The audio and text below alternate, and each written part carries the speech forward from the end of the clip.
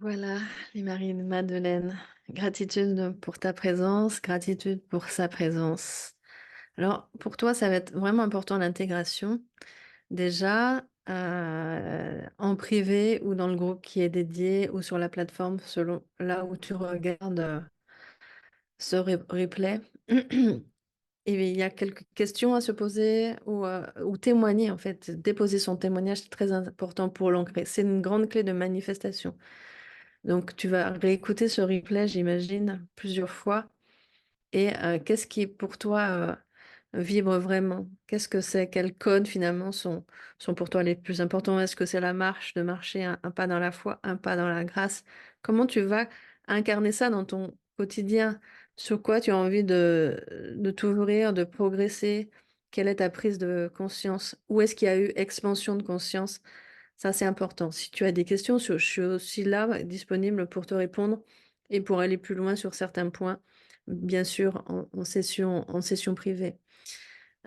Donc ça, c'était la première marche, Myriam de Magdala, donc qui amène les femmes dans son sillage et donc tous ces codes qui sont là. Puis là, tu vas pouvoir écouter l'activation aussi, qui est puissante. À travers l'activation, peut-être encore d'autres codes vont émerger. Tu vas être étonné parce que dans les prochaines semaines et les prochains mois, les prochaines années, c'est l'intégration de toute une vie, Myriam de Magdala. Et comment je reste un pilier de lumière pour moi et pour les autres, c'est-à-dire un repère en fait, comme un phare de lumière sur cette terre. Et c'est une intégrité totale en fait, une authenticité totale.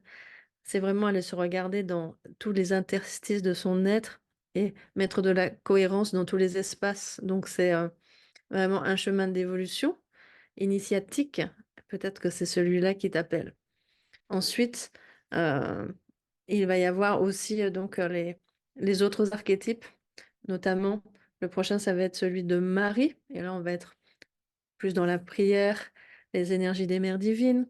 Puis il va y avoir Sekhmet, la puissante, vraiment le féminin sacré dans sa puissance, euh, qui marche sans être arrêtée et qui est, alors là, pour le coup, gardienne de l'intégrité, de la justesse et une forme de paix sur la terre. Ensuite, il va y avoir Kuan Yin, l'amour en compassion et bien plus encore. Et puis pour terminer ce beau voyage, ça va être Lakshmi. Et là, c'est vraiment les codes d'activité de la richesse, de la manifestation et de l'argent en fait. Et comment l'argent, le pouvoir de l'argent va revenir aux femmes. C'est ce qui va être partagé dans la dernière phase de ce voyage.